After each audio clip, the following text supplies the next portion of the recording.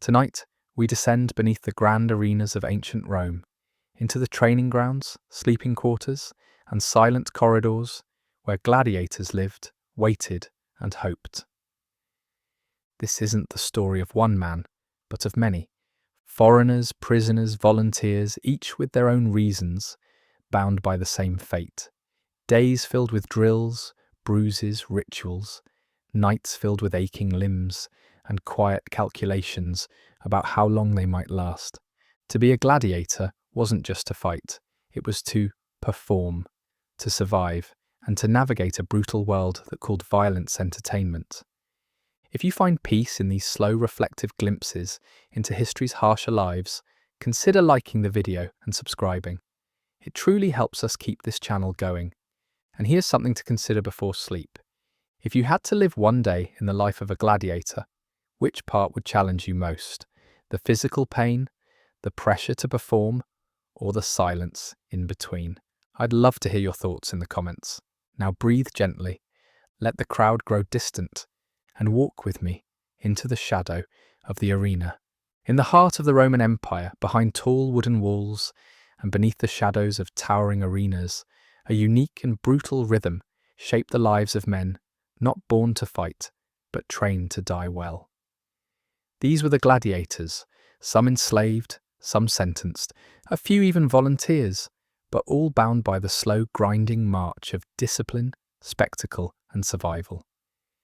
Each morning began not with sunlight, but with sound. Before the pale blush of dawn crept over the tiled rooftops of the Ludus, the clanging of a bell echoed through the stone corridors. It was not urgent, not loud, but steady and final. It signalled the beginning of another day, a day measured not in hours of leisure, but in drills, bruises, and silence. The gladiators stirred from their sleep on narrow straw mats laid over stone or wood. The air in the dormitory was thick, earthy from sweat, hay, and the damp stone walls. Feet thudded quietly on the floor as bodies rose in practiced sequence. There was little talk. The rituals of the morning had long since worn smooth the need for words. The dormitory's only window allowed in a small shard of sky, just enough to show the faint, orange streaks of sunrise beginning to stir above the city's edge. Outside, the streets of Rome would already be shifting to life. Vendors unpacking carts, smoke beginning to curl from bakery ovens, patrician slaves rushing to prepare baths. But here, in the Ludus, time moved differently. Days did not belong to the sun or the hour. They belonged to the lanistae, the trainer, and to the ring. The gladiators washed at a trough fed by a cold trickle of water. It smelled of iron and limestone. Hands and faces were scrubbed clean of sleep. Some whispered a brief prayer to Mercury or Mars, their breath curling in the chill air. Others said nothing at all, focusing instead on binding old wounds or massaging stiffness from muscles still sore from the day before. They dressed in tunics, rough spun from wool, coarse but warm enough for the early morning chill. Leather sandals, scuffed and hardened from weeks of use, were laced tightly. A few wore tokens, bits of bone, scraps of cloth from home, a child's charm once handed to them through the bars of the barracks. These were not sentimental men, not anymore, but even hardened fighters kept secrets in their belts. Breakfast was taken in silence, a thick barley porridge, sometimes sweetened with honey if the lanistae was feeling generous, more often plain and salted. Water or watered-down wine washed it down. The bread was dense and chewy, baked in wide rounds and torn by hand. They ate quickly, efficiently, without ceremony. Food was fuel. Talk came only after. By the time the sun crested the eastern walls of the training yard, they were already assembled in rows, back straight, eyes forward. The doctors, old gladiators too wounded to fight, or too skilled to be let go, paced before them. One carried a staff, not for support but for correction. The yard was packed dirt, darkened from hundreds of days of sweat and spilled blood. Around its edges stood wooden dummies, stumps for sword practice, racks of shields, and training weapons dulled by endless repetition. Warm-ups began with stretching, long, slow lunges, rotations of the shoulders, the wrists. Breathing was deep and controlled. Limbs loosened, joints popped, the air filled with quiet exhalations and the occasional grunt. Then came the footwork, lines of men stepping, turning, shifting, always balanced, always aware. Precision mattered more than strength. A missed step could mean a blade to the gut. Only once their bodies were warm did they move on to weapons. Wooden swords were passed down the lines, each worn smooth by hundreds of palms. Shields followed, leather-bound and scuffed. Sparring began in pairs, observed closely by the doctors. There were shouts now, short and sharp, corrections, orders, praise. A strike too wide, and the staff cracked across the knuckles. A stance too loose, and a foot would be swept out. Mistakes were not punished cruelly, but they were never ignored. The arena would punish worse. Among the gladiators, hierarchies formed, not of rank, but of respect. Veterans were listened to, their advice taken seriously. New arrivals, still soft from civilian life, or trembling from their sentencing, learned quickly who to watch and who to follow. Friendships were rare, but not impossible. Loyalty, when it existed, was quiet and fierce. As the sun climbed, the drills shifted. Now came the mock duels, some arranged to mimic the pairings of the games.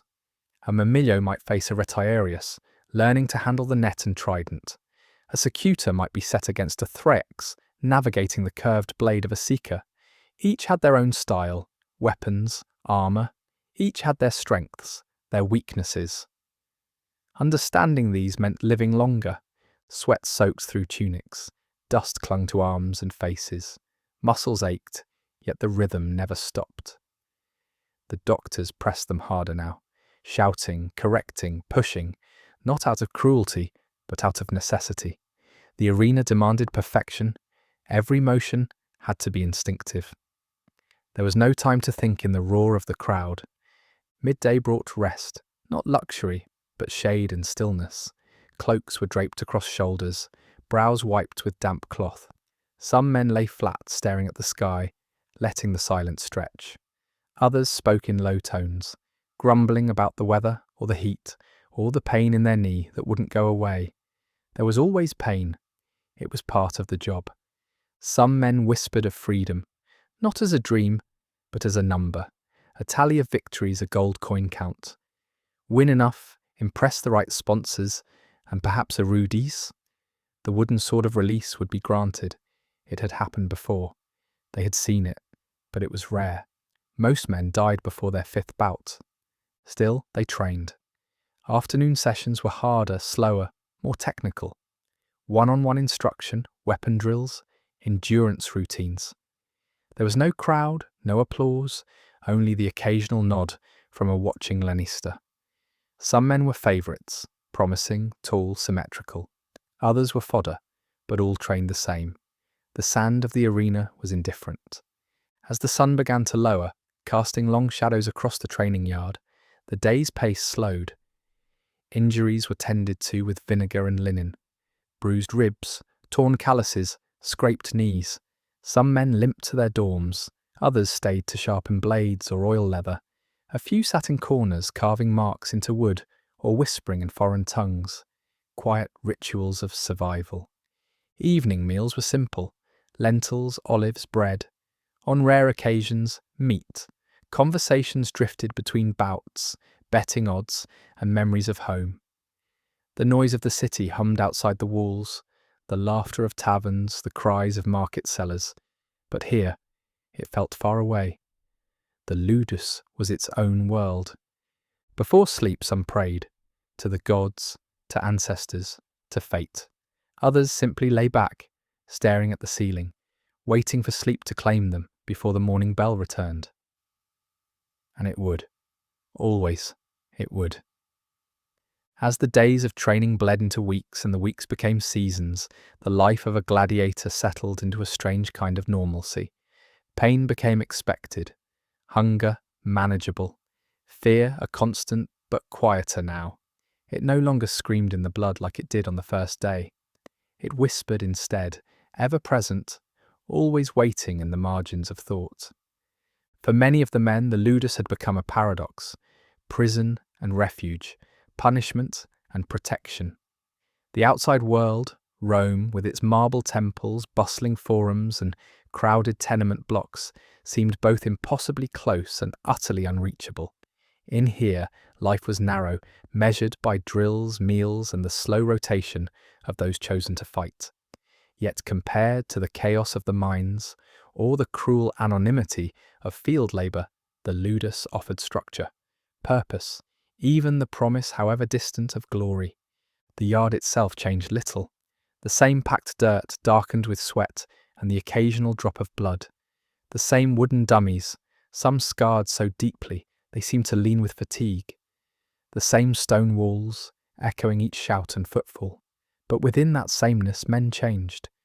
Bodies thickened, scars multiplied. Movements became sharper. Less hesitation, fewer mistakes. Survival demanded it. Among the first things new recruits learned was the sacred language of the blade. Not Latin, though many came speaking it poorly, or not at all, but the language of motion. Every weapon had its grammar. The gladius, short, stabbing, deceptively heavy, demanded precision. It was not a slashing sword. It required a close stance, a tight shield, and eyes that could read a shoulder twitch or a shift in weight. The trident, for those trained as retiari, moved like a net cast upon the sea, thrusting and withdrawing with rhythm and grace. Its wielder wore little armour, relying instead on speed and agility. Their opponent, often heavier and slower, relied on strength and armour. Each style taught different lessons. Each body bore different bruises. The doctors, most of them once champions in their own right, passed down these lessons without sentiment. They had bled too much to soften the truths. The arena is not a stage, one would often say, pacing before a pair of struggling novices. It's a test. The audience wants to believe you matter. Give them a reason. It wasn't just the movements, it was how one carried pain, how one fell, how one stood back up. A poor fighter died quickly. A boring one died forgotten. But a compelling fighter, someone who could lose with grace, who could endure, who made the crowd feel he might live to see another day. Costumes played their part. Before each bout, gladiators were dressed according to role. The secutor, helmeted with a visor like a fish's mouth, carried a heavy shield and sword. His opponent, the retiarius, wore almost nothing, just a shoulder guard and a net, a trident gleaming in the sun. The pairing was deliberate, symbolic, heavy versus light, power versus speed, order versus chaos. The crowd knew the roles, and they had favourites. Some fighters leaned into the theatre, developing gestures or postures that became their signature. A tilt of the head, a salute before combat, a dramatic fall, but always within bounds. Too much showmanship, and the editor, the man who managed the games, might grow tired. It was a balance, and it came at a cost. Injuries were constant. A cracked rib here, a dislocated shoulder there, bandages wrapped tight, liniments rubbed into flesh, vinegar poured over wounds that stung but cleaned. Bones broken in training often meant weeks of rest, sometimes reassignment to menial tasks, carrying water, sweeping the yard. But too many injuries and a man might find himself downgraded in value. A burden, not an investment, and that brought risk. When a man was deemed too weak or too costly to keep, his fate often lay in the hands of the lanistae. Some were sent to lesser games in the provinces, where death was more likely and less lamented. Others were sold to even crueler professions. Some simply disappeared. But in the Ludus, even suffering became ritual. The smell of sweat mixed with oil and dust.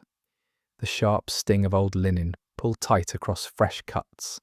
The dull ache in the thighs after sparring in armour under the midday sun. All of it wove itself into the fabric of daily life. Pain for the gladiator was not an exception. It was a companion. Beyond the training and the fights, there were quieter aspects of gladiator life, rarely glimpsed by those who came to cheer and jeer in the stands. There were friendships sometimes, though they were cautious. Affection in the Ludus was dangerous. It risked turning grief into weakness. but it still bloomed quietly, like weeds in stone. Men shared stories, huddled together after the lamps had been doused, whispering about mothers, wives, children. One man had been a fisherman, another, a soldier's son, a third, a thief who swore he'd only taken bread. Some tales were true, others likely not. But it didn't matter. In the telling, they remembered who they had been. Occasionally, there was laughter. A crude joke, a clumsy impression of a lanistae, a fart during drills. It was rare, but real. A reminder that beneath the armour, these were not symbols or myths. They were men. Tired, wounded, stubborn men. Some sought comfort in ritual. The Ludus had a shrine, modest, tucked in a corner of the compound. Offerings were left there, a coin, a fig, a carved bone. The gods were many, Mars for strength, Mercury for speed, Nemesis for justice. Some men prayed aloud, others simply stood, eyes closed, palms resting against the cool stone, saying nothing. Those who could read sometimes scratched notes or names into the wooden beams of their bunks. Others etched symbols onto walls, stylized helmets, eyes, daggers. The marks remained long after their makers had fallen. In that way, even those who never earned a rudis, who never heard their names chanted by the crowd, left something behind. Occasionally, a sponsor or Roman noble might visit the Ludus. These visits were not casual. They came to scout talent, to place wagers, to observe. Men straightened their backs then, trained with more flair. To be noticed was to gain favour. Favour could mean better food, better armour, a second chance. Gladiators became more than fighters in those moments. They became investments, and some chose the path willingly. Auctorati, they were called, free men who volunteered for the life. Driven by debt, desperation, or the lure of glory, they signed contracts and submitted to the same training, the same rules. Some came with romantic ideas, visions of crowds and fame. Most found the reality far more brutal. The crowd did not love easily, and the sand was merciless. Yet the possibility of fame was real. Rome loved its champions. A name known in the arena could become a name whispered in taverns, painted on walls, chanted in unison. Some gladiators, through skill and charisma, achieved a strange form of celebrity. Women sent them flowers. Children memorized their moves. Artists carved their likenesses. In a world where most lived and died in obscurity, this was something. Still, for every champion, dozens fell unknown, and even the victors bore the cost. Behind each cheer was a fracture not yet healed, a friend not yet mourned. Night in the Ludus came slowly. As the last light of the day faded from the sky, oil lamps flickered to life. Shadows lengthened across the barracks. The hum of the city softened into the distant rhythm of night carts, barking dogs, the laughter of drunkards. Inside, the gladiators settled once more into their beds. Hard mats, stiff straw, woolen blankets. Muscles throbbed, cuts tingled. Hands that had held swords now lay still. Eyes closed, not always from sleep, but from the simple desire to not be awake anymore. Some dreamt of home, some dreamt of nothing. Others rehearsed every move they had made that day, every flaw, every step. The fights lived on in their minds, as vivid and unforgiving as the real ones. And above them, the walls stood tall and silent.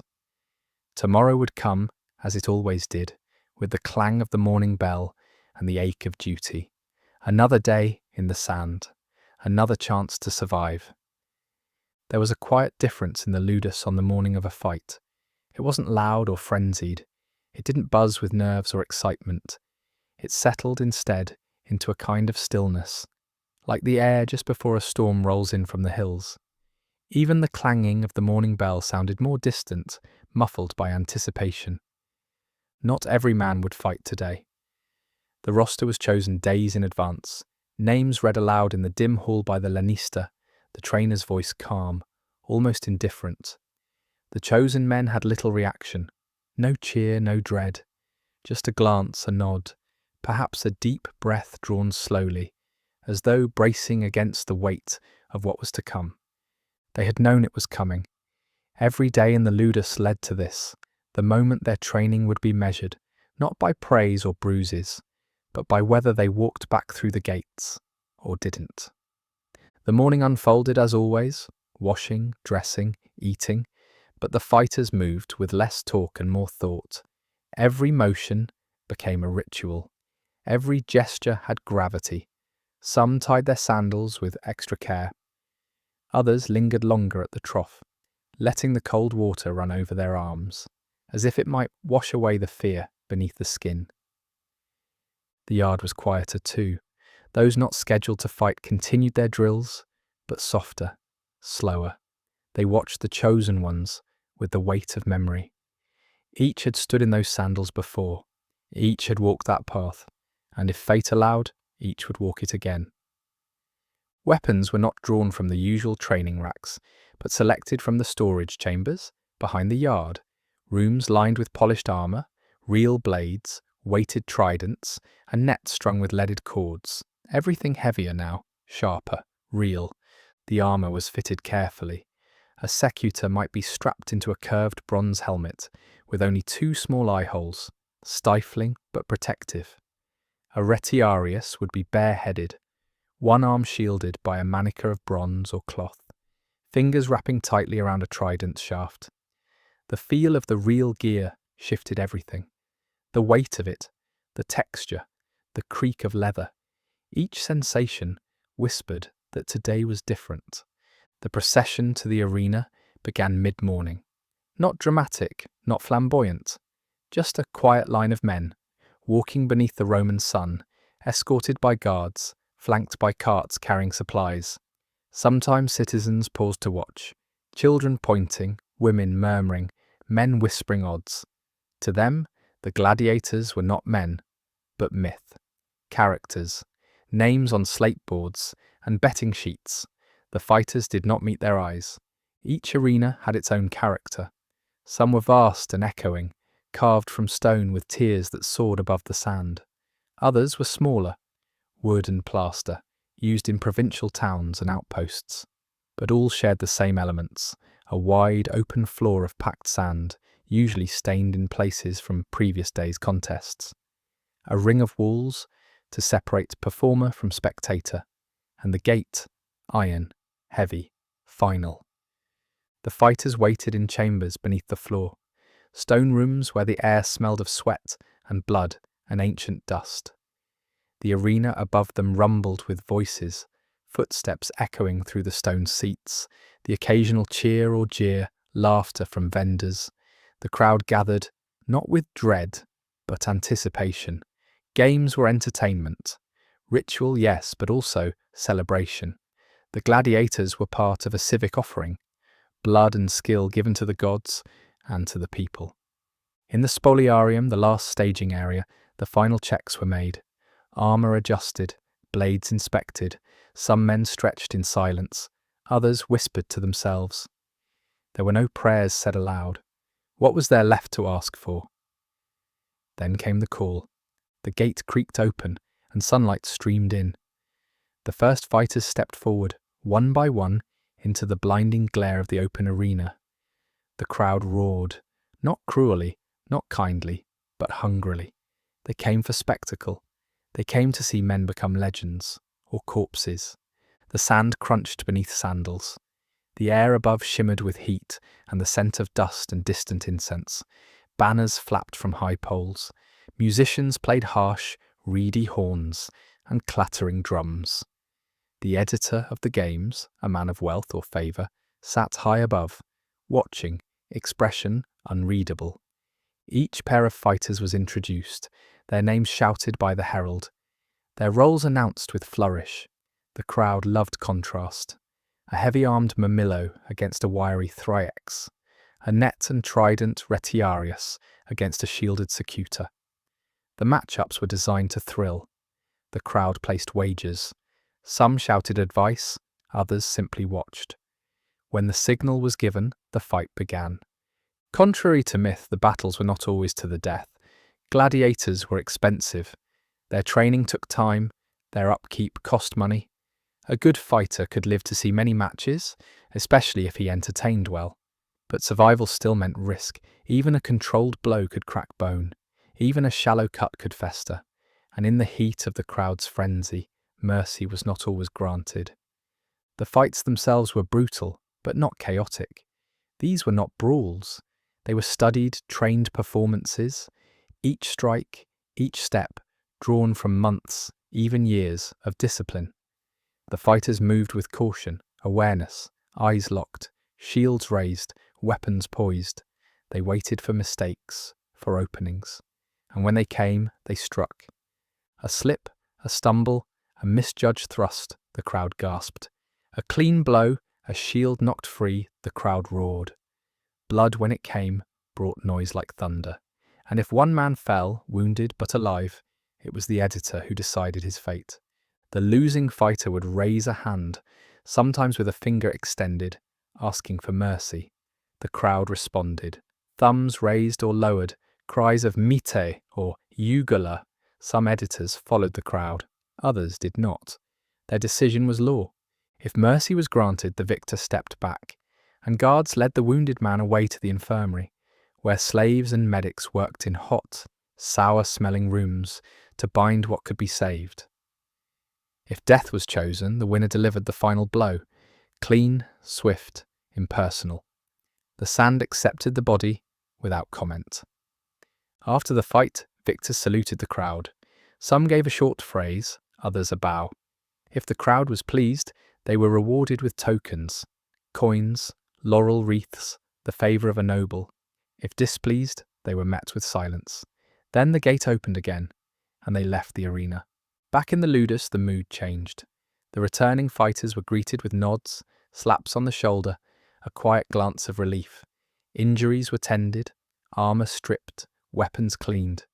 There were no celebrations, not truly, just the slow exhale of survival. Those who did not return were not forgotten. Their bunks were emptied, their belongings gathered. Sometimes a quiet story would be told, how he fought, how he fell, a name scratched into the wall. Then life moved on. The food that evening was better, meat perhaps, and sweet wine. A reward.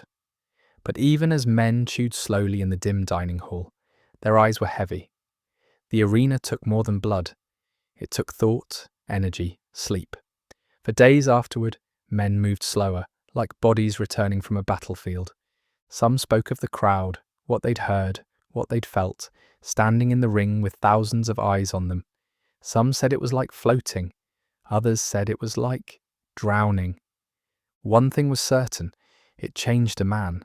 Standing in the arena, weapon in hand, with your life laid bare before strangers, it was a threshold, and once crossed you were never quite the same.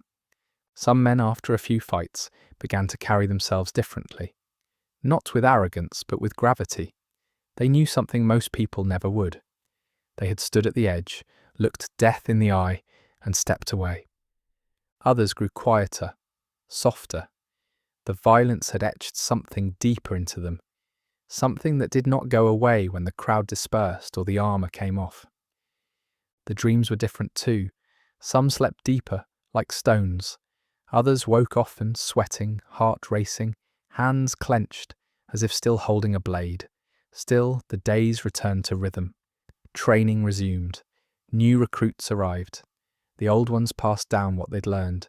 The doctors watched carefully, adjusting footwork, correcting form, and always on the edge of thought the arena waited, its gate a mouth that never closed, always hungry for names, for noise, for the next man to step into the light. For the gladiator, life was not a climb but a circle. Train, fight, heal, wait, and somewhere along the path, if fortune smiled, perhaps the end would come, not with a blade, but with the gift of freedom. A wooden sword, a rudis, a symbol that this man had earned not just survival, but release. But few dared to dream of that too often. Hope, like fear, was a weight, and in the Ludus, men carried enough. Night came gently once more, shadows stretching across the barracks. The oil lamps flickered, and the air cooled. Men lay in silence, the events of the day heavy in their bones. Some stared at the ceiling, imagining the faces of those who had cheered, or cursed, or watched with indifference. Others closed their eyes and thought only of the sand, the feel of it underfoot, the way it clung to sweat, the way it smelled of iron and sun. The arena slept now, its echoes fading, but tomorrow it would wake. It always did. Time inside the Ludus passed not in seasons, but in cycles. The rhythm of a gladiator's life turned on repetition. Wake, train, eat, heal, wait. The arena loomed large, but most days were spent outside it, quiet, slow, filled with the routines of survival. There were days when no matches were scheduled. On those days, the Ludus felt subdued, not peaceful exactly. Peace was rare, but settled. The kind of stillness that came not from rest, but from exhaustion. Muscles needed time to mend, bruises to fade, joints to stop aching. The human body, even trained to its edge, had limits. Morning still began early. The bell rang, its tone unchanged, pulling men from sleep with quiet authority. Some groaned softly, rolling onto stiff shoulders. Others sat up at once, rubbing faces lined with dried sweat. A few had slept deeply, most had not. The stone walls of the dormitory were unforgiving, and dreams were not always kind. The wash troughs were lined with tired men, cupping water to their faces. The cold bite helped. It didn't erase the weariness, but it brought clarity. The steam of breath in the cool morning air curled upward, like incense, silent and momentary. Breakfast was modest, a porridge of barley or beans, sometimes thickened with goat's milk or lard. Bread, torn by hand, was chewed slowly. Occasionally, a boiled egg or a fig might appear, a luxury offered by a pleased lanistae or a visiting sponsor. The food was never indulgent, but it was sustaining. Gladiators were assets. They were fed to function. After eating, the day's tasks began. On quieter days, not all time was spent in combat drills. There were chores to do, cleaning gear, mending training dummies, hauling fresh sand to the yard. The work was menial, but necessary. Some men found comfort in it. The predictability, the physicality, something to do with hands that were too used to holding weapons. One job was sharpening, a slow rhythmic task done with care. Stones were whetted, blades drawn across them again and again, the rasping sound like a whisper in the air. Even wooden training swords were sanded smooth, checked for splinters. Leather bindings were rewrapped, buckles tested, everything was kept in readiness. Rust, neglect, or frayed straps could be fatal. Others helped tend the animals, oxen and mules used for transport, stray dogs that loitered near the gates. A few gladiators, particularly the younger ones, formed quiet bonds with these creatures. A scratched ear here, a bit of saved bread there. The animals were constant, unjudging. In a world where men came and went, and friendship was a risk, a dog's wagging tail offered a rare, simple warmth. Some men spent time in the small infirmary. Not only those recovering from wounds, but those managing chronic aches, swollen knees, stiff backs, old fractures that never quite set right. The medics were not gentle, but they were effective. Cupping, salves of oil and crushed herbs, poultices that smelled of vinegar and ash. There was no comfort in the treatment, only relief. Those who could read might retreat to the small collection of scrolls, kept in a dry alcove near the shrine. They weren't great works, fragments of poetry, philosophy, letters copied by hand, but to some they were treasure. A few former soldiers knew enough Greek or Latin to translate aloud. The words floated in the air like smoke, giving shape to other worlds. Not all time was solitary. On occasion, the doctors would gather men together to watch a demonstration, an older fighter walking through a technique, showing where a guard should be held, how to use an opponent's weight against them. These lessons were slow, measured, spoken in low voices. There was no shouting here, just learning. Some men trained with new weapons. A retiarius might be asked to practice with a dagger. A mirmillo might try the net. It wasn't about changing roles, it was about understanding. Knowing the tools your opponent wielded could be the difference between winning and bleeding, or worse. The rest periods between fights allowed for deeper preparation. A man could study his next opponent. In the evening, he might spar with someone similar. He could speak with others who'd fought him before, learn his habits, his strengths, his hesitations. In the Ludus, knowledge was passed hand to hand, like water shared from a single jug. Despite the tension of looming bouts, there were moments of calm. A warm sun on the yard after rain, the quiet clatter of men eating together, laughter occasionally, low and unforced, a joke whispered during drills, a crude drawing etched into a wall. Even the hardest lives had room for levity. Some men wrote letters, not many, but those who could or who could dictate sometimes passed messages to the outside. Letters to mothers, to children, to wives left behind. Not all letters reached their destinations, but writing them mattered. It was a way to remember who they had been before the arena named them something else. Others carved. Wood mostly, bits of discarded training gear. Simple things, figures, shapes, dice. One man carved animals, another miniature swords. These were not idle decorations, they were tokens, something to hold, something real. One rare privilege granted only to the most trusted fighters was to leave the Ludus under escort. These outings were usually ceremonial. Appearances at banquets, processions, meetings with sponsors. The chosen men were dressed well, their armour polished, their skin oiled, their scars covered with cloth or makeup. In the city streets, people stared. Children pointed. Some citizens offered wine or wreaths. A few recoiled, uneasy.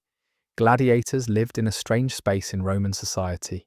Feared, admired, used. They were heroes and slaves at once. Symbols of strength, reminders of violence. The adoration was always conditional. At banquets, the gladiators were shown off like prized animals, asked to flex, to recount victories, sometimes to wrestle, to demonstrate a technique. Rarely, one might be asked to sit beside a noble, to speak, to drink, but only for a while. Then back through the gates, back to the yard, back to waiting. Evenings were the softest time. After drills and chores and treatments, the light dimmed and the air cooled. The men gathered in the courtyard or around the long tables in the eating hall. Meals were quiet affairs, words exchanged in murmurs, food eaten slowly. A stew perhaps, beans and onions, bread dipped in oil, wine watered down but still warming. Conversation was not always about the arena. Sometimes it was about home, about the sea or the hills, or the scent of a certain fruit in summer. Some men spoke of fields, of harvests, others of taverns and dice games, of songs sung on long roads. The words were soft, offered not to impress, but to remember. A few men sang, not often and never loudly, simple tunes from their childhood, hummed more than spoken. The notes drifted upward, catching in the rafters. No one applauded, no one needed to. It was enough that the song existed. In the far corner of the Ludus, the shrine flickered with low candlelight. Offerings sat in bowls, bread, oil, small coins. The gods of the arena were many. Some men prayed with formality, repeating the rites they had known since youth. Others just stood, eyes closed, breathing in the silence, not asking for victory necessarily, just strength, clarity, endurance. Sleep came differently for each man. Some fell into it easily, like dropping into a well. Others lay awake, staring into darkness, thoughts circling like birds above a battlefield. The dreams varied. Some men dreamt of fights, of sand and blood. Others dreamt of water, of family, of open roads. And still, every dream ended in the same place, the yard. The armour, the blade. There was no escaping it, even in sleep. The Ludus was not just a place of discipline, it was a forge. It melted men down and recast them in harder shapes, sometimes stronger, sometimes only colder. And yet, within its walls, life continued.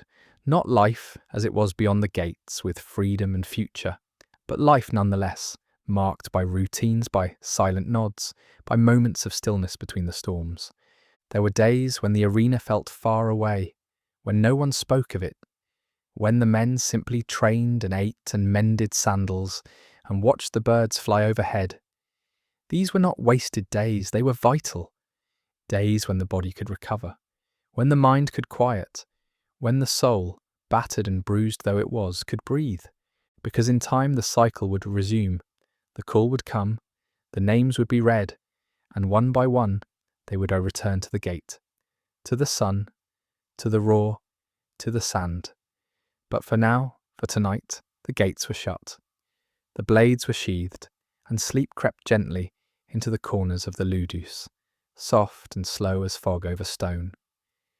The longer a man lived within the walls of the Ludus, the more the rhythms of that life became carved into him, not just into his limbs, hardened by training, or his skin, lined with scars, but into his very manner of being. Days no longer felt like individual moments. They folded into each other, forming a long, slow stretch of time, marked not by birthdays or festivals, but by the cycles of survival. A day without injury, a fight endured, a friend remembered, a name scratched into wood. And yet, beneath the weight of that routine, something still stirred in most men. The idea, however faint or far, that there might be an end. Not the end marked by steel or sand or blood, but the other kind. The rare, quiet end that came with the gift of the rudis, the wooden sword of freedom. Not many earned it, that much was clear, but some did. And for those still breathing, still standing after years of fighting, it became a distant point on the horizon, a place the mind returned to during evening meals, or in the hush just before dawn. To be granted a rudis was to be recognised, not just as a skilled fighter, but as someone who had given enough. Enough blood, enough spectacle, enough time. The decision rested with the editor of the games, sometimes influenced by the crowd, sometimes by politics. Occasionally, a wealthy patron would petition for a fighter's freedom, moved by a display of courage or a personal connection. It could happen suddenly. A gesture made in the arena, a word spoken from the editor's box, and a wooden sword, plain, simple, carved from olive wood or cypress, would be presented. The crowd might cheer, they might not, but for the fighter it marked a profound shift, from property to person, from symbol to citizen. In the Ludus, men rarely spoke of it. Hope was fragile, too much of it, and a man could go mad. But when a rudis was granted, and a comrade left the gates, not in chains or on a cart but upright, walking with sword in hand and head unbowed, it sent ripples through the camp. Some felt joy, others envy, a few confusion. What would they do, those men now free? Where would they go? Could they return to the world they'd left behind? Or would that world now feel alien? Most doctorati, volunteers, had once known freedom. For them, it was something remembered, even if dimly. A home, perhaps, a craft, family. But for slaves or those taken as prisoners, freedom was not a return. It was a beginning, one they were rarely prepared for. In Rome, some former gladiators became trainers. Their bodies, while worn, still carried authority. They could earn coin teaching the arts of combat or mentoring younger men in other ludi. Others worked as bodyguards, hired for their reputation more than their strength. In a city where status meant danger, there was always demand for protection. A few open taverns, modest places filled with rough laughter, offering food and drink to locals and soldiers alike. If their faces bore old scars, most patrons knew not to ask. The past clung quietly to such men. And then there were those who simply disappeared, faded into the alleys of Rome or sailed to other provinces. Their names might remain on the walls of the Ludus, scratched beside the names of the dead. But their futures? No one knew. Back inside the Ludus, life continued. For every man who left, 3 more arrived. Fresh faces, some defiant, others terrified. The older fighters watched them with quiet detachment. There was nothing to be said that pain and time wouldn't teach. The sand was the only real instructor. Some veterans took to mentoring, not out of kindness, but practicality. A well-trained partner meant fewer accidents in the yard, fewer injuries before the arena, fewer deaths that could have been avoided. Still, connections formed, bonds, not friendships in the way the outside world might understand them, but links forged in sweat and silence, one man helping another bind a wound. A warning muttered before a sparring match. A look shared across the yard that said, "We've both seen things we can't forget." In the rare moments of privacy, men reflected on their lives before the Ludus. Bits of memory came back like broken pottery, scattered but sharp. A sister's voice, the smell of olive groves, the sound of rain on a roof not made of tile. These memories didn't soften them. They didn't need softening, but they grounded them, reminded them they had once been something else. Rituals developed, not formal ones, not taught, but passed along nonetheless. Before a fight, some men kissed the leather of their gauntlets, others tapped their sword 3 times against the ground. One man carried a pebble in his tunic, a fragment of a stream bed from his home village. He touched it before every match. None of them believed these things could change fate, but they gave shape to the hours. A way to say, "I am still here, I am still me." And sometimes, amid all of it, there were moments of lightness. A sparring match that ended in laughter. A song hummed badly, but with heart. Someone dancing a mock version of an opponent's stance to make others smile. Even in a place built for suffering, humanity found cracks to grow through. Visitors still came, sponsors, politicians, the curious. They watched the men train, asked questions, placed bets. Gladiators learned quickly how to perform even outside the arena. A well-timed salute, a display of strength. These things could earn favours, a gift, a better cut of meat at dinner, information. But not all visitors came to look. Some came to mourn. Families, when allowed, came to collect the dead. Wives, mothers, children standing small beneath stone walls, faces drawn. The bodies were often washed and dressed, laid out with care. Death was never gentle, but it could be dignified. The Ludus kept records. Each man had a tally. Fights fought, wins earned, injuries survived, age, origin. Some men grew obsessed with their numbers, others ignored them. But the tally hung like a shadow. It could determine whether a man was chosen for the next game, whether he fought in the opening match or the finale, whether he might be considered for the rudis. The arena changed over time too. Games shifted with the politics of the day. A generous emperor might offer freedom to multiple fighters in one ceremony. A cruel one might demand a bloodbath. Weather changed things. Storms delaying matches, heat pressing down like a fist. Crowds changed, moods shifted, but the sand remained constant. There was always sand, tracked into the dormitory, embedded in wounds, caught in the seams of armour. After years, men could tell different arenas by the grain of their sand. Coarse in one city, fine in another. The smell of it, the colour, it became part of them. And when a fighter was finally granted freedom, it wasn't always joy that followed. There was relief, of course, and pride, but also grief, a letting go. For all its pain, the Ludus had been home. The men within it, brothers. Leaving meant stepping into a world that had moved on without them, that no longer bowed to their name or cheered their presence. Some returned to the Ludus years later, to visit, to sit quietly in the yard, to walk the perimeter at dawn, to touch the walls, not as fighters, not as prisoners, but as men who had lived through it, survived it. They spoke little, but their presence said what words could not. Not all were so fortunate. Many died in the arena, or in the infirmary, or quietly in the night, from fevers that armour could not block. Their names faded, their bodies buried without ceremony. But even they were remembered, in scratches on wood, in old routines, in the hands of the men who had fought beside them. The Ludus endured. New generations came, some brighter, some harsher, but the shape of the place remained. Sand, sweat, silence.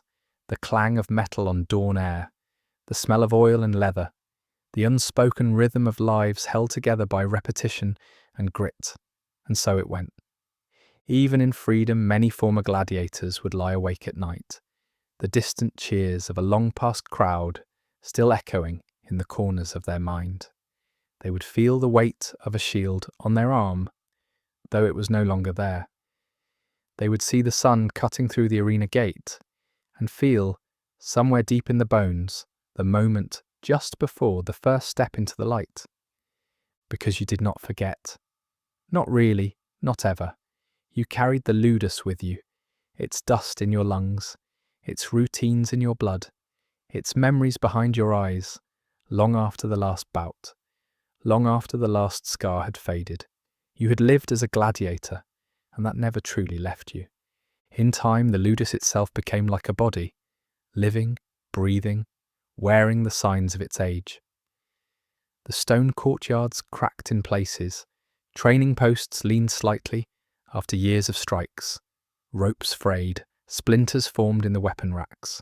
The walls were marked by hundreds of small scars, each with a story that no one living remembered, and yet it endured. Like the men who trained inside it, the Ludus absorbed pain and continued. The gladiators who had lasted the longest, men whose muscles had thickened over years, whose skin bore the tangled script of battle survived, carried themselves with a quiet authority. Not arrogance, not even pride, just certainty. They no longer questioned the day. They didn't ask how many fights they had left. They simply rose with the bell, tied their sandals, and stepped into the dust. Newer recruits watched them with quiet awe. The older fighters rarely spoke unless they needed to. They had no interest in boasting or cruelty. They taught by presence, by example. Their movements in the yard were slower, more economical. A turn of the wrist here, a slight shift in weight there. They made it look effortless, not because it was easy, but because they had given so many years to the craft. Some had names known beyond the walls. People in taverns would whisper about them. Painters etched their likenesses onto pots, murals, or pieces of scratched metal. But inside the Ludus, there were no banners, no shrines, just a bunk, a schedule, a body grown tired but still standing. Among these veterans were the quiet historians of the Ludus. They remembered fighters from years past, some dead, others freed. They spoke of them now and then, sitting under the shade at midday, oiling leather straps or soaking feet in cold water. The stories were not dramatic. They were simple. He was fast with the net. He had a way of rolling out of a fall. He always shared his bread. In those quiet stories, the dead lived on, not as heroes, as men. Some of the trainers, the doctors, had been gladiators once. Most bore the marks to prove it. A twisted finger, a thickened scar around the ribs, an eye clouded by an old wound. They watched the newer men with a keen gaze, not for showmanship, for survival. They could see the way a man held his shield, the way he breathed under pressure, whether he had learned to read his opponent or only himself. Training under the doctors was never gentle, but it was rarely cruel. They knew what the arena demanded. They had been there. They had walked into the sun with the crowd roaring and the sand dry as ash in the throat. Their corrections were often short. Lower! Wait. Now! But they mattered. Sometimes in the cool moments before dusk, one of the doctors would take a man aside and teach something older, something not on the drills. How to catch the eye of a wealthy sponsor with a salute. How to breathe slowly when wearing a full helmet in the heat. How to bleed in a way that looked worse than it was. These lessons were not in any scroll. They were part of the living tradition. The knowledge that moved quietly from one fighter to the next, like a whispered secret. Not every man wanted to learn. Some thought brute strength would be enough. Others tried to fight like animals, wild and fast. They often didn't last long. In the arena, violence was expected, but controlled violence was revered. The crowds, unpredictable as they were, learned to recognize skill. A man who fought with grace, who moved like he was born for the sand, could stir something in even the coldest heart. That connection, a flicker of recognition between fighter and spectator, was a strange kind of power. And yet it changed nothing in the Ludus. The bunk was the same, the food the same, the aches, the blisters, the endless drills. Glory existed, but it was distant, fleeting. The daily life of a gladiator was not glory, it was repetition. And still there were choices to make. Some men, over time, chose to withdraw. Not from the training, but from the world within the walls. They spoke less, ate alone, slept deeply or not at all. Their eyes held distance, as though they already lived outside the Ludus in some other time, some memory of a field, a loved one, or simply silence. Others embraced the life fully. They carved tokens, kept journals, took interest in the new recruits. Their pasts had burned away, and in the ashes they found purpose. A kind of strange family, forged in sweat and blood. And then there were the ones who broke. It didn't happen all at once. It crept in slowly. A man who flinched more than he used to, who forgot a drill, who wept after a sparring match, not from pain, but from something deeper. The doctors watched carefully. A broken man was a danger, not to others necessarily, but to himself. Some were reassigned, made to sweep the yard, care for the animals, work in the kitchens. Others simply faded, their final fights quiet, their names remembered for a while, then forgotten. Not all wounds bled. The infirmary was always active. Even on calm days the medics worked. They treated bruises, strained muscles, joints that cracked in the cold. They prepared poultices from crushed herbs, poured vinegar into open wounds, stitched torn flesh with curved bone needles. Their hands were quick, their eyes sharp, but they could only do so much. Infections came easily. A small scrape became a fever. A clean cut turned hot and red. Some men fought illness harder than they fought opponents, and many lost. But when death came, it came without ceremony. The body was cleaned, the bunk emptied, the name marked in the records, and the space filled again. Yet within the coldness of that system, there were gestures of care, a token left behind, a helmet cleaned and placed gently on the rack. A hand rested briefly on a shoulder in silence. The arena, when it returned, changed everything. No matter how many fights a man had survived, the approach to the gate always felt the same. The sand beneath, the light beyond, the rising hum of the crowd, each detail etched into memory. The sound of the gate creaking, the shift in shadows, the first glimpse of the sun slicing across the floor. For older fighters it became a ritual, a kind of meditation. They no longer rushed. They entered slowly, letting the crowd see them, letting the arena know they were not afraid. The crowd often cheered more for the new fighters. Youth brought novelty, but the seasoned ones earned a different kind of respect, a quieter, deeper recognition. These were not just men. They were survivors, keepers of the art. And when they fought, it showed. Every move measured, every breath timed. They let their opponents waste energy. They watched, waited, then struck. Not flashy, not cruel, just exact. Sometimes they lost. Everyone did eventually. But their losses even carried weight. They fell with dignity. Not like men defeated, but like men finished. Back in the Ludus, after a match, the air changed. Even the men who hadn't fought moved differently. The noise of the arena echoed in the bones. The image of a comrade cut down lingered. A man's absence at dinner was felt, even if no one said his name. And still, life went on. Sand swept, bread broken, armour repaired, another morning bell. And sometimes, rarely, a man was called aside, his name read aloud, and a wooden sword presented. There was no music, no parade, just the sword. Simple, light, smooth to the touch. And in that moment, everything changed.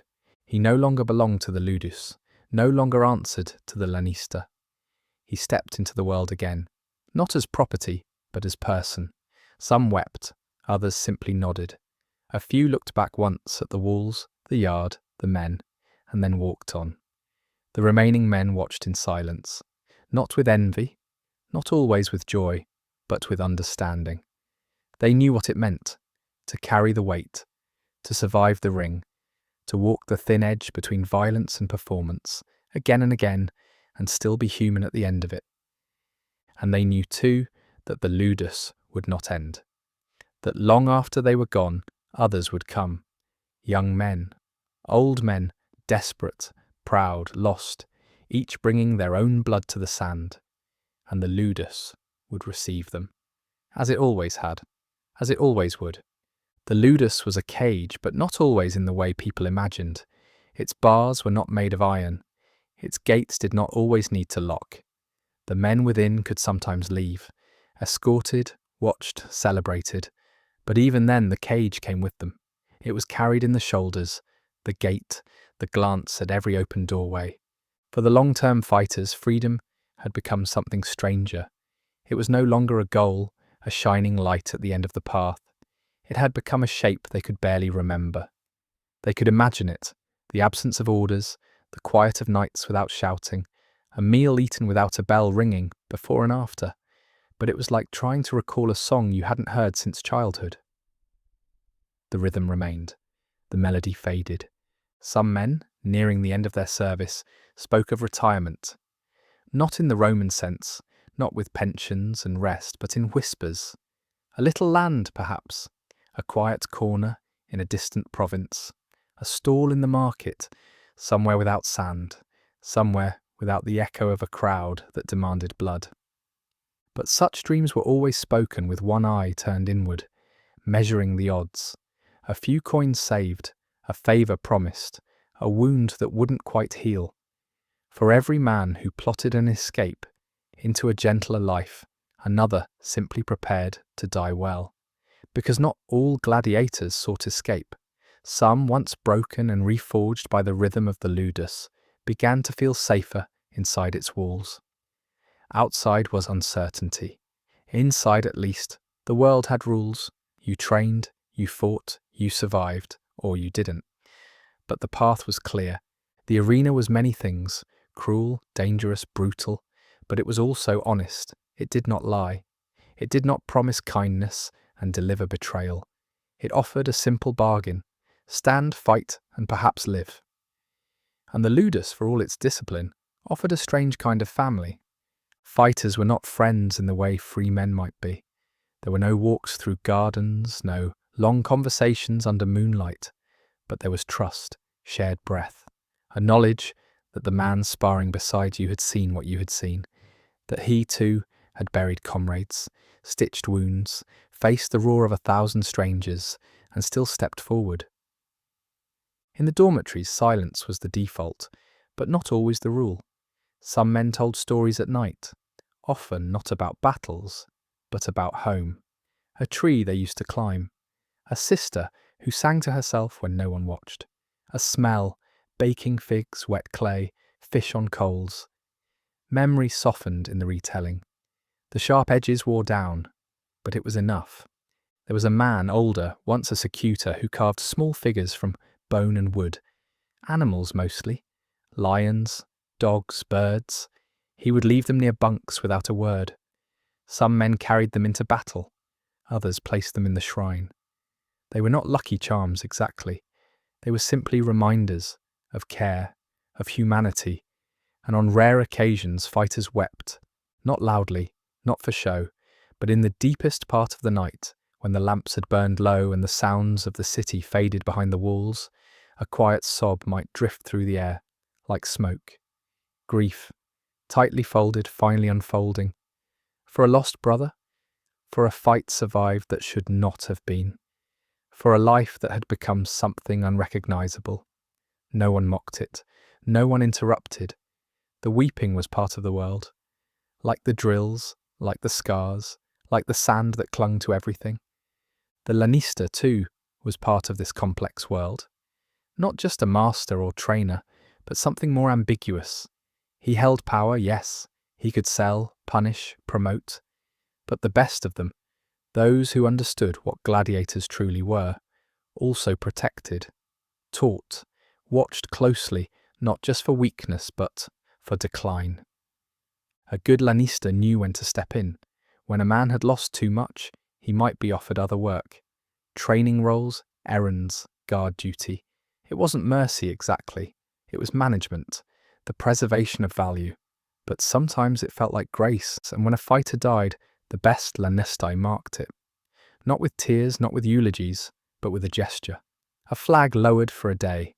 A helmet placed in the yard, untouched for a while. Silence given space. The shrine too absorbed these losses. Candles burned in small bowls, pebbles stacked one atop another, a feather, a coin, each object left in memory, each saying without words, "You mattered. I remember you." Evenings in the Ludus shifted with the seasons. In winter, the cold seeped through stone walls, and fighters sat closer to one another. Blankets were shared. The meals were heavier, stews thick with barley and beans. In summer, the yard stayed hot well into dusk, and men trained in half-light, sweat dripping into dust. The sun became a constant companion. Its rising meant drills, its peak meant pain, its setting meant brief relief. Men's skin darkened, their arms mottled with old scars, and new ones not yet faded. They became like the earth they trained on, hard, cracked, but alive. Sometimes entertainers were brought in, a reward after a particularly successful bout. Musicians, dancers, acrobats. The fighters watched, eyes curious but tired. Some laughed, a few clapped, but the joy felt distant, not unwelcome, just separate, like a story told to someone else. The entertainers often looked at the fighters with both awe and pity. These men who faced death for spectacle. These men whose names were spoken by thousands, but who slept on straw and carried pain like a second skin. And yet, the gladiators, in their own way, watched the performers with envy. To dance for applause, to sing for coin, that was a different kind of arena. One where failure didn't kill. One man, once a volunteer from a merchant family, used to say, "The sand is honest, but the song is free." He said it every time music played. No one knew exactly what he meant, but it felt true. Over time, some men forgot their own voices, literally. They spoke less, grunted, nodded, communicated with eyes and gestures. Their words dried out. Others kept talking endlessly, as if afraid silence might swallow them. And then there were the ghosts, not real ones, but memories that moved like them. The bunk once slept in by a friend who never came back. The weapon rack where a particular man's sword always rested. The spot in the yard where someone had fallen during a final bout, blood washed away, but the memory never quite gone. The Ludus held them all. Every footstep, every breath taken before a match, every bruise rubbed with oil. It was a place heavy with history. Not grand history, not the kind carved into marble or sung by poets, but the quiet kind. The kind etched into the backs of teeth, the kind that smelled like sweat and sounded like sand underfoot. And outside the walls, the world turned. Emperors rose and fell, laws changed, wars burned and died in distant provinces. But inside, the rhythm remained. Train, fight, sleep, wait. Occasionally, word would reach the fighters. Rome had crowned a new Caesar. Grain ships had sunk in the harbour. A famous actress had died. These things floated through the Ludus like dust on sunlight, visible for a moment, then gone. The only politics that mattered inside were survival, and maybe occasionally dignity. When men slept, they dreamed more of silence than battle. A walk through an orchard, a meal eaten without rush, a breeze across open hills. Some had dreams of family, but those dreams grew quieter with time. Faces blurred, names slipped away. One man dreamt always of a river. He never said why. He just mentioned it sometimes, while wrapping his wrists for training. "There's a river," he'd murmur, "and I sit by it, nothing else." And always at the end of the day, the light faded. Shadows climbed the walls, lamps flickered, bread was broken, water passed hand to hand. Men lay down on their straw mats and let the aches of the day settle into their bones. And slowly, in twos and threes, sleep claimed them. Outside, the arena slept too, empty benches, sand cooling, torches extinguished, but its hunger remained. The gates would open again, the names would be read again, and more men would walk into the light beneath the roar of strangers, with steel in hand and dust in their lungs. But not tonight. Tonight, the Ludus breathed quietly, and the gladiators, for all their battles and blood, slept like men. Not heroes, not monsters, just men. The morning bell was softer in memory than in sound, but it had long since replaced any natural instinct for waking. Even the men who no longer trained, whose bodies were too wounded or too old, stirred at its echo. It was more than a summons, it was a marker in the day, a sign that time still passed, that there was still a shape to their lives. They rose, stretched aching limbs, and went about the rituals of their morning without conversation, each man keeping his thoughts to himself, each bound not by command, but by repetition that had hardened into habit. The water at the trough was cold, as it always had been, and the same sharp breath escaped their lips as they splashed their faces and ran damp fingers through their hair. The dormitory smelled of sweat and old straw, but no one noticed it any more. The scent had become a second skin. Outside, the sky turned slowly from dark grey to the faintest blue, and the yard filled once more with motion, boots scuffing across sand, wooden swords cracking against shields, grunts and short commands carried on the breeze. Drills began not with energy, but with discipline. Men moved in formation, shields raised, feet placed precisely. No one sprinted, no one rushed. This was not about speed, it was about rhythm, about trust in muscle memory. The doctors walked the lines, watching without speaking, unless they had to. One would raise a hand, adjust a grip, reposition a stance. A nod might follow. Nothing more. The movements, though practiced for years, still demanded attention. The cost of forgetting was too high. The sun climbed, and with it, the heat rose. The light pressed down against their skin, filling the folds of their tunics with sweat.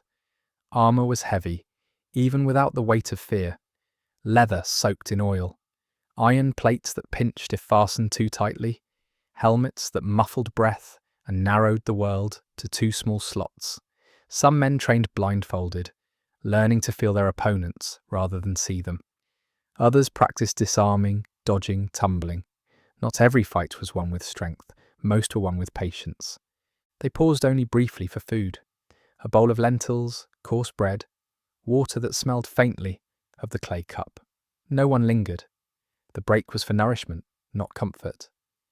Afterward, training resumed, sometimes in pairs, sometimes alone, sometimes as mock bouts with one man, mimicking a known opponent's style.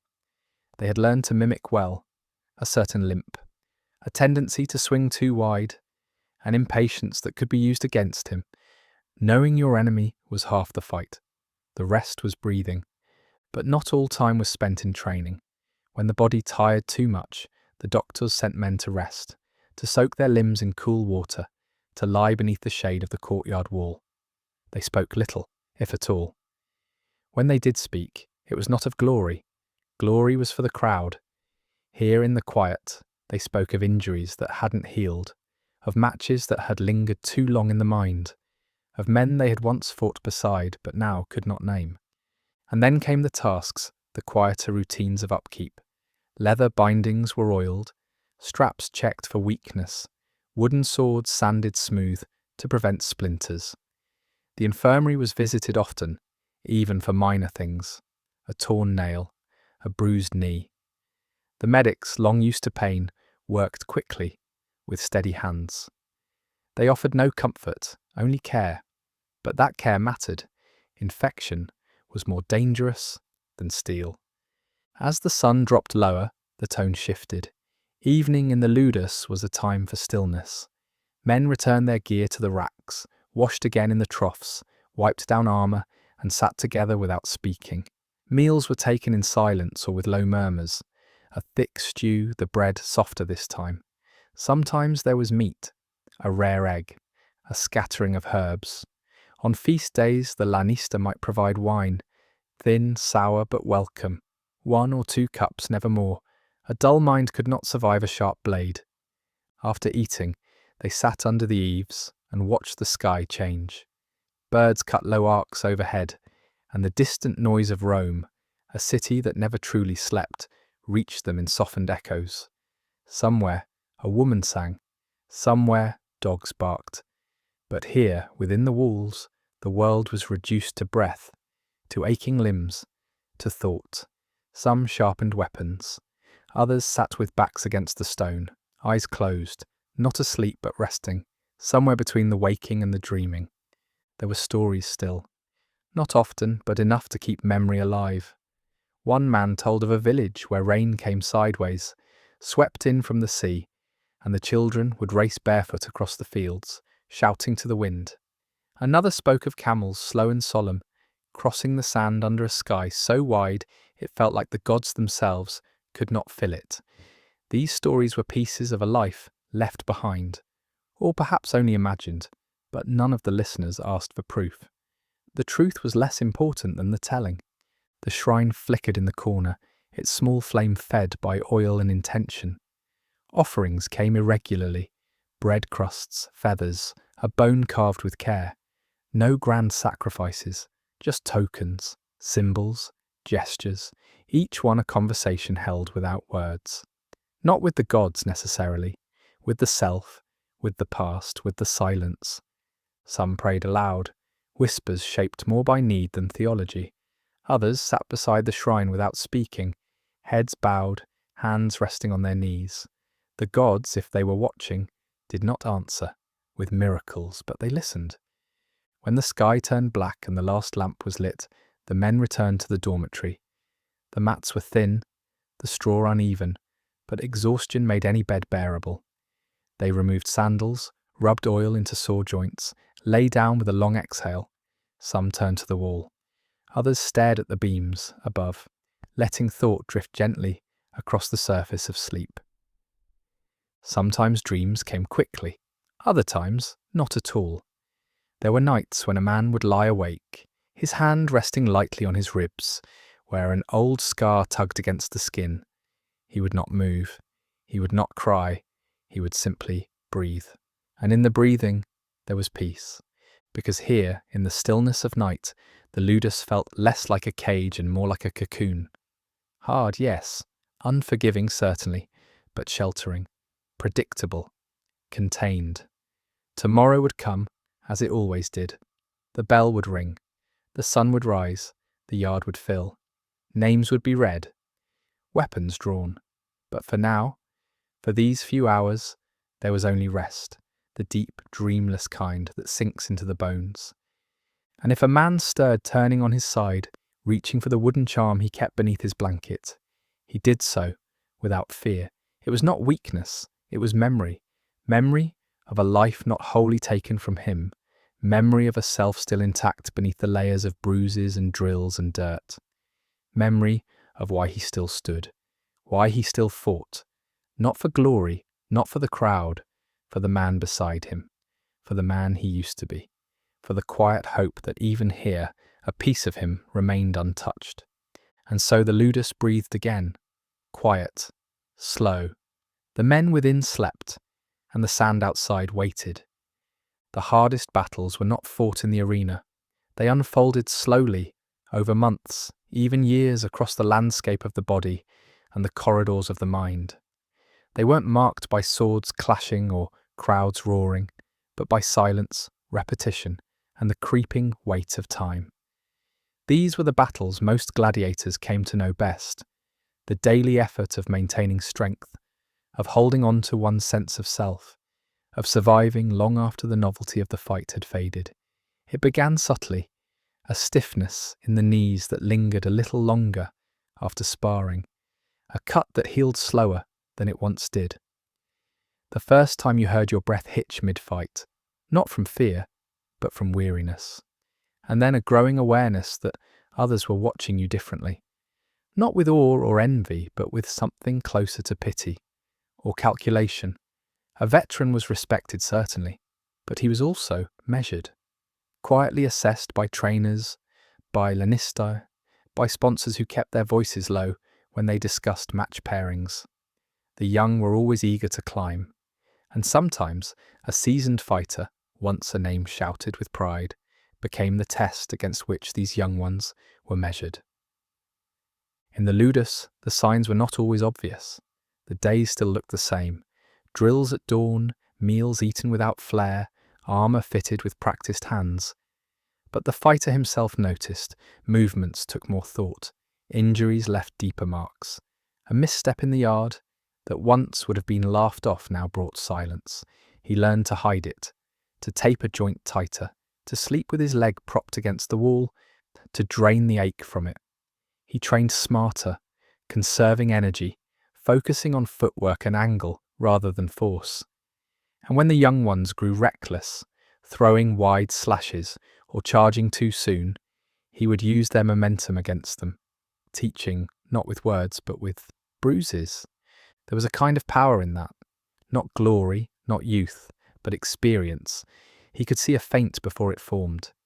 He knew when the sand beneath him shifted slightly, what that meant for his balance. He could hear a fighter's breath quicken and predict when the strike would come. These were advantages that no strength could replicate, but still, they did not last forever. Eventually, the body insisted. The bruises took longer to fade. A cough that wouldn't go, a dull pressure in the ribs that flared when struck. A moment in the yard when the world tilted, just slightly, and for a breath, everything went quiet. The doctors noticed, they always did.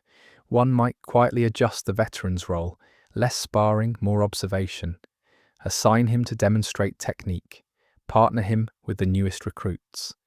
It was not punishment, it was transition. If a man accepted it, he might remain in the Ludus long after he'd fought his last match.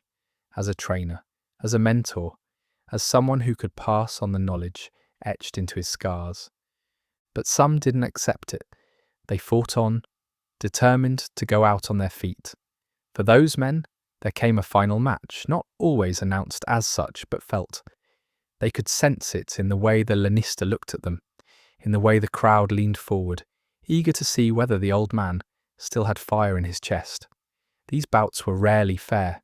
They were tests, challenges, the young against the old, speed against wisdom. Sometimes the veteran won. Not always cleanly, but convincingly enough to earn another round of applause, another month of respect. But if he lost, and lost badly, the silence in the arena said everything. Back in the Ludus, the return after a defeat was quiet, not shameful, just still. The armour removed with care, the wounds tended without comment, and then the long night, lying on the mat, staring at the ceiling, hands resting on a belly that rose and fell slowly, the sound of younger men whispering across the room. In that moment, he wasn't remembering the blow that felled him.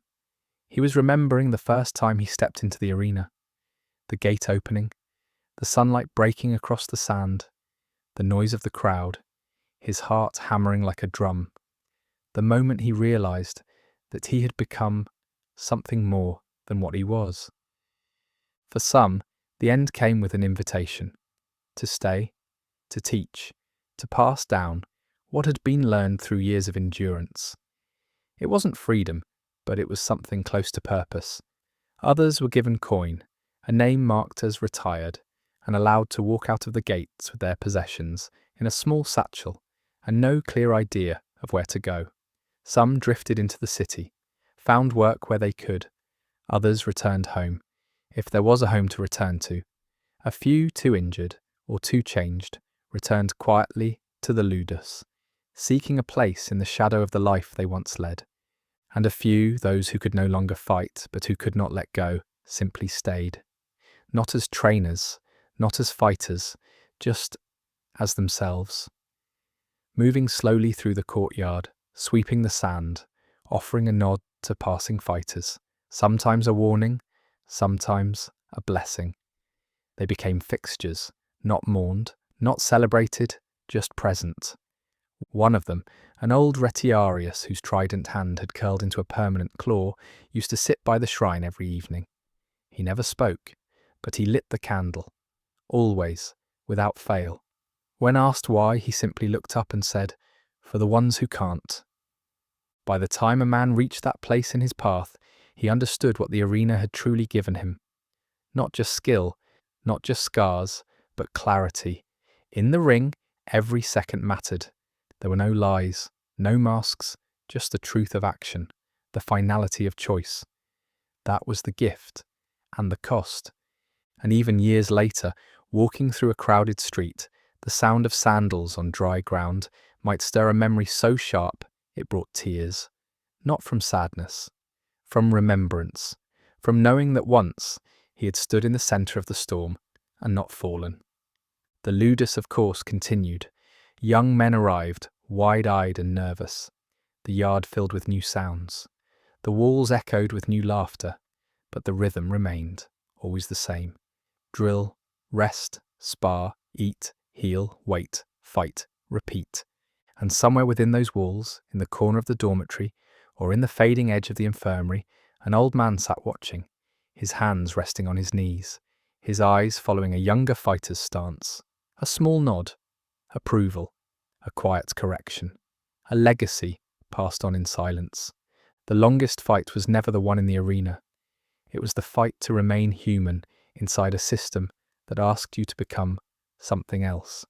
And for those who succeeded, not just in surviving, but in remembering who they were beneath the armour, that was the true victory. And so, the day faded, as it always did. Lamps lit, sand cooled, men slept, and the Ludus dreamed.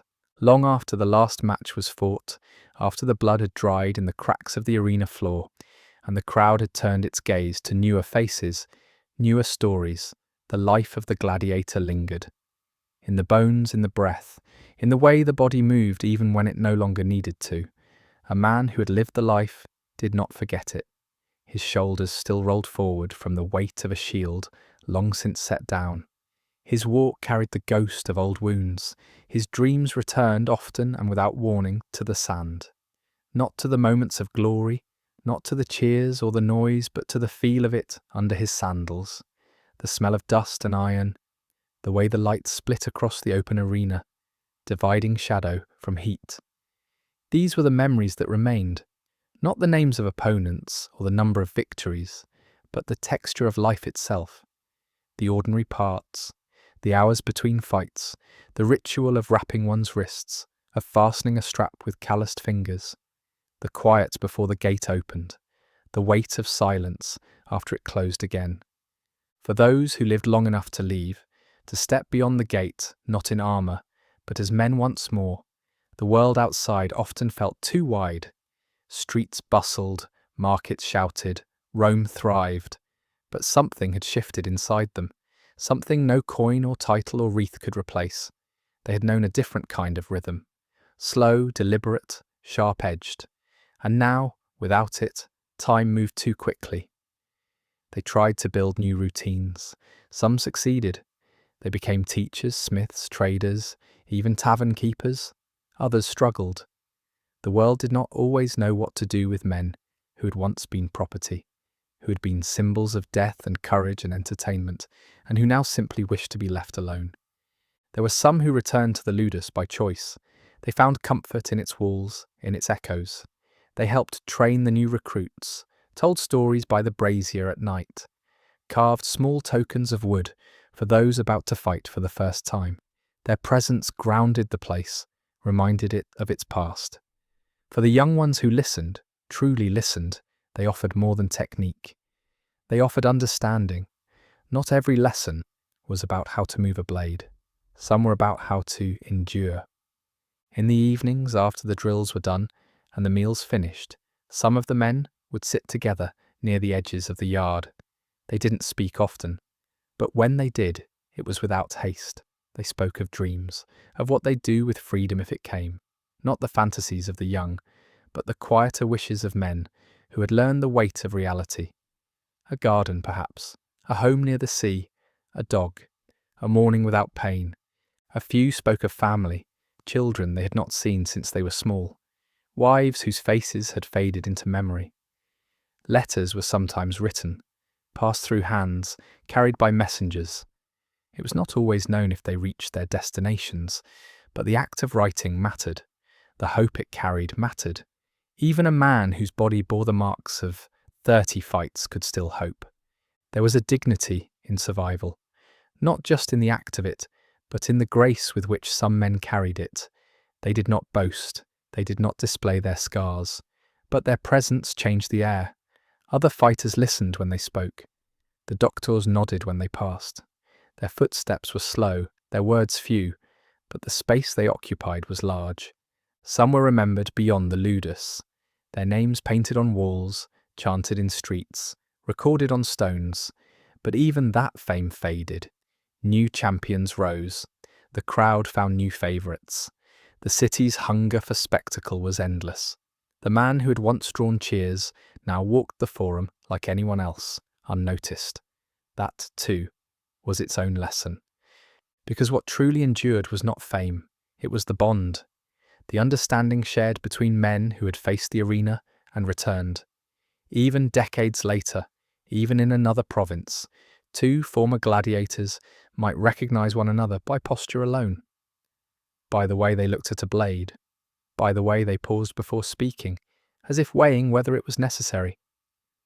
The end of a gladiator's life, when it came, was often quiet, sometimes in sleep, in a bed far from the sand, sometimes from illness or injury or age, rarely violent. They had already lived through the violence. The body, worn thin, would simply stop. And when it did, those who remained remembered him, not with wailing, but with reflection. A name spoken softly, a story retold, a token left at the shrine. The Ludus never stopped. It accepted each loss without pause. New fighters arrived. The drills resumed, but the ghosts remained. In the way a certain stance was taught, in a phrase muttered under breath, in the way a man touched the doorframe before entering the yard. These things were not written down. They were carried. And outside, Rome continued. The emperors changed. The laws shifted. The gods were questioned. But still the arenas filled. Still the crowds came. Still the sand was raked and readied. The hunger for spectacle endured, and so did the need for those willing to meet it. Some say the gladiator's life was cruel, that it stripped men of their humanity, but that was never the whole truth. Within the walls of the Ludus, beneath the armour and the dust, were men who learned to live with intention, who knew the value of breath, of silence, of another sunrise, who understood better than most that life was brief and fierce and deeply precious. And perhaps in that there was something close to wisdom. So now as the day fades once more, and the lamps in the Ludus are lit, and the sandals are set neatly by the door, and the men lie back on their mats, staring at the beams overhead, or already drifting towards sleep, let the memory of that life remain. Not the noise, not the violence, but the heartbeat beneath it, the quiet strength, the small kindnesses, the resilience. Because in the end, it was not the crowd that defined them. It was not the editor, or the blade, or even the victories. It was how they endured. And as sleep claims you now, as your breath slows and the world softens, know this: the story is done, but the echo remains. Software steady, like the tread of sandals on old stone, like the hush of dust beneath your feet, like the life, long ago, of a man who once stood in the light, raised his sword, and faced the roar, not for fame, not for fortune, but simply because he was still alive, and that was enough.